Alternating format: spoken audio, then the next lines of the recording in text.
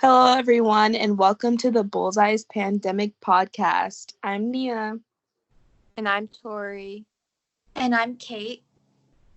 and we're just going to discuss the things that we've been doing to keep busy during our time away from school spent in quarantine. We're also going to just discuss some things to help keep our viewers busy if you're bored. So, Tori, tell us, what have you done to keep busy? What do you think holds your attention the longest? Well, I've been running a lot because it's the only time I can go outside. um, I so I ran a lot, especially last week. I ran like 50 miles, and then I got this paint by the number thing, and I mean, it's going okay. Yeah, it's No, just yeah, nice to get outside. it And also, is. I how about got you? this. I have this coloring, like an adult coloring book, like which sounds like so childish, but it's actually super relaxing. And like you said, the paint by the numbers thing or whatever, like those things are relaxing. I would suggest people to spend their time doing that. Yes. A hobby that I've been getting into recently, like getting into again, is like baking or cooking. I think using this time to kind of learn how to, do different things around the kitchen is pretty essential, especially since we're all going to college soon. I think that learning to cook or bake some things is pretty useful. And also, I've been trying to do some retail therapy since all the shops and the malls closed down. So I know there's like a lot of different stores like Urban Outfitters or Princess Polly that has like really good sales, like 50% off on a lot of things. So I would suggest, shopping around if you can too. That's a good idea. I didn't think about like the deals and sales, so definitely we'll write Yeah. that down. But like you said about the baking and cooking, I think it's good for like a lot of people during this time to like spend their time either picking like a new hobby or like an actual skill instead of Mm-hmm. just like sitting around doing like things that aren't really going to benefit you later. Like it's so Mm-hmm. okay to do that sometimes, but if you spend the time doing something that you can keep doing, I think that's also really good. Mm-hmm. Okay, Yeah, here's and the I think. Oh yeah, continue. okay. Okay. So my parents did like this thing where each one of us has to do a meal one night. And so it was Ooh. my turn, right? And may I just Mm-hmm. say, I'm not a cook. Like, I made macaroni and cheese and I added way too much spices than advised. And my parents were literally eating it and they were like, what is this? And I I'm was, they're like, did you accidentally boil the milk? And I accidentally boiled the milk because I was focusing on the broccoli. And then, yeah, it wasn't a good consistency and it really didn't taste good. But I mean, okay. at least I found out now. I have two Yeah. questions. Did you follow a recipe and then did you guys finish eating it or did you like eat something else? They finished eating it out of petty, but yes, I actually did follow a recipe. It was Paula Deen's cookbook, so I had like a whole bunch of butter in there, and Oh my god. yeah, it was just really bad. I don't know what I was doing. I literally was like, okay, let's try this, and I thought oh, okay, here's the thing. Okay, this is gonna make me sound even like a word this is gonna make me sound even more bad, but I'm pretty sure I used the wrong measurement tool when putting in the salt and the pepper. So that I Wait, love gave that. yeah. Okay, so it said 3/4 teaspoon or whatever of salt. But I'm pretty sure I used the tablespoon on accident and put 3 tablespoons instead of three. Yeah, Oh I my don't think I was. god, I just girl. wasn't paying attention. So yeah, at least I found out now. That's funny. Wait, so you did that? So you made that and it was low key a fail, but didn't you make the TikTok coffee? Oh yeah, I made the whipped coffee. I've made it 3 times. It got to the point where I was like, you know what? I don't need to whisk this anymore. If you guys don't know what this trend is, basically you get sugar and you get instant coffee and you get milk, right? And you whisk that stuff up for 10 minutes and then you put it on top of milk. And it's also called a Greek frap or something. And it slaps. But here's the thing, like my parents told me to stop using the milk because like milk's hard to find. So like they were like, use it wisely. So I don't think I'll be making that anytime soon. Was it good though? It was good. So you Wait, would I suggest also tried.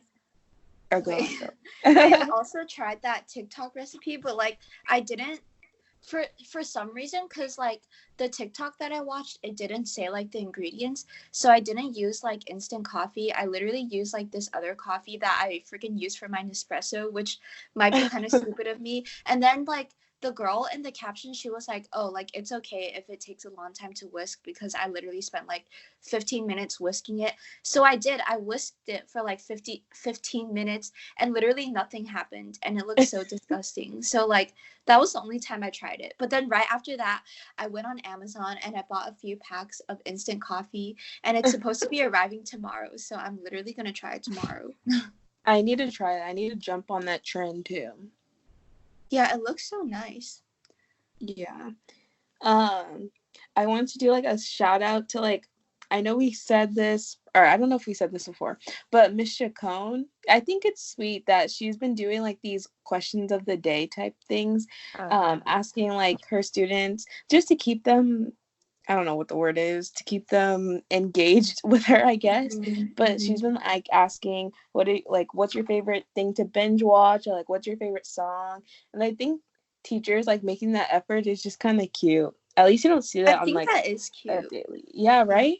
And a lot of teachers, like they're doing like the Zoom group calls and like giving like lectures even though it's not necessary. And I think that's like really nice of them, because like, you know, it's not like required of them or anything. Yeah. So. Yeah. Definitely we appreciate the teachers who do that. Yes. And also like we've been getting a lot of updates. Like today, like three teachers updated me about how like, you know, College Board is hosting like review sessions on YouTube starting from tomorrow or something. Oh yes. So, like for like the people that like want to like study for their exams, but like their teachers aren't exactly giving them materials, like that's also a thing. So, you know. Yeah, it's going to be interesting to see how like these like test like AP tests play out. But Yeah. I mean, it should be it would be an interesting experience. I'm not sure if like I'm 100% like comfortable with it, just because I feel like I don't know as much as I did know last year going into AP tests. Yeah, definitely. But like, I mean, at least they're still letting us take the test. Yeah. What do you guys think about them shortening it to like 45 minutes and like eliminating the MCQ?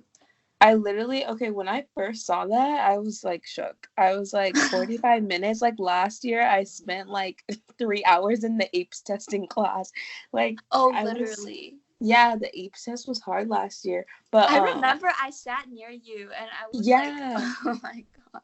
It took forever, and I knew we were supposed to be done, but like it's just, the proctors weren't really keeping up with everything, and like the time just kept running. But anyway, so 45 minutes, I kind of think that's not enough time, but at the same time, I'm like, at least it's faster, like I can get it over with.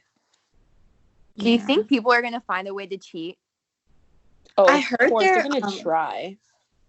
I was like talking to my friend who goes to UCR, and like they take exams online, and she said that they're using this thing called like ProctorU or something, and apparently they like monitor you through the webcam. Like they can see you but you can't see them, and they also like lock your screen. So I think like you can't cheat through your computer, and like you can't like do like anything obvious with your surroundings and stuff, because like they can see you. But I don't know if anyone else is gonna find a loophole or something. But I've heard they've been using that app to kind of like keep it in check. No, I think it's definitely like necessary to have some sort of way to keep students in check, because if there wasn't, for sure everyone would cheat. Like they would literally FaceTime their friends and be like, let's take this test at the same time.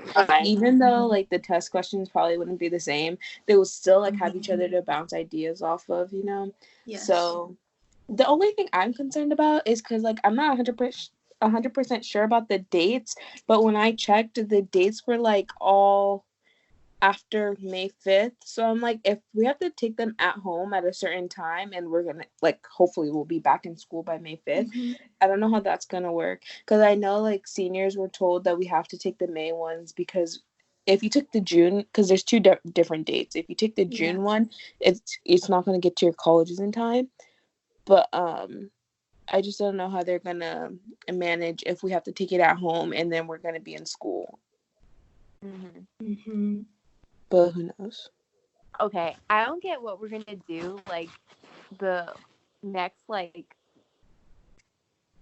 3 weeks that we have, like, of school when we come back, if we come back. I know, like, something that's kind of weird is, like, my Chinese teacher, because she's not teaching over this period, she literally, like, squished all the second semester material into, like, the few weeks that we're coming back. So, like, I'm just kind of confused about that, because we have, like, we normally have a calendar that we use to, like, keep track of, like, what we're doing each day. And then literally, like, the last few weeks that we go back to school, like, there's, like so many lessons on each day because, like, we weren't at school for this period of time.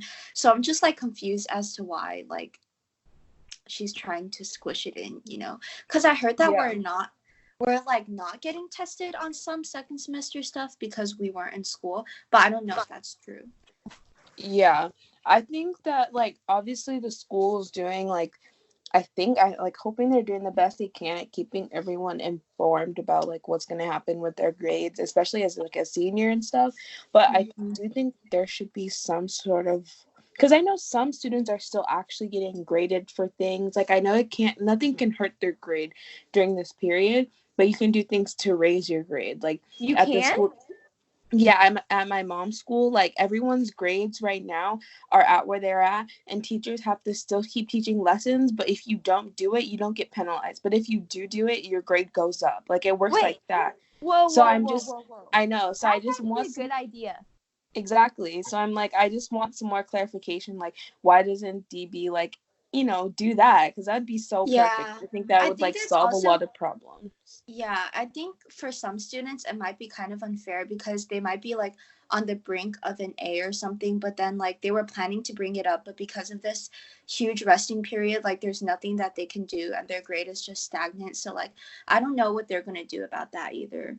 Yeah, exactly. I just think that if they did do that, like, no one's grades can suffer at this point. I don't think it's fair for anybody's grades to go down, and still let the work be, like, optional, like, hey, you should do this. But if you can't do it, if you're not able to do it, it's not gonna hurt you. Like, it's not gonna hurt you. Like, that's the best way. Yeah, it's also a nice incentive to get people to, like, actually do stuff when they're not required to. Exactly. But okay, here's what I think is gonna happen. So you know how teachers are giving us a whole bunch of optional work? I feel like they're gonna be like, if you guys actually did it, give it to me right now and I'll put it into the grade book when we get back. Wait, have you gotten any optional work? Because I haven't. I haven't gotten any optional work. I've just gone, like, okay, because I think it's notes. I think it's mainly because, like, as a senior, you're, like, in AP classes, and then the teacher's main focus right now is preparing us for the AP test. So they haven't given us anything that's like, oh, this is actually just for class purposes that'll help you raise your grade. It's just like, use this link to study for AP test, and that's considered, like, optional, I guess. But at the same time, it's like pages on pages of just, like, YouTube links and stuff. Yeah. And I guess we're just supposed to take notes and kind of review on our own. Yeah. Like, a lot of my classes did that, but then, like, my chem class, he gave us, like, 5 worksheets. And he's, like, the type that, like, would do something like that. Because he's, like, that nice. Yeah, so hopefully in the future they'll give us stuff to do for, like, to boost our grades. Yeah, because we're just starting week 2, which feels like crazy. It's like, I feel like I've been on this break for my entire life. But I think they just need to give us some more. Like, we still have enough time to do stuff. Like, thank God for this week that we didn't have anything. But I think we're all just ready to, like, at least get into some sort of routine, or at least have an opportunity to, like, know how to help our grades and stuff. Yeah. Well, yeah. Yeah. Is that all? Yeah. So that was you guys. pretty. Oh wait, do we end it? We could just Let's just end it. Okay, well, come back next week for another podcast if you want. And If you want. see you guys next week. This is our Bye. first one, yes.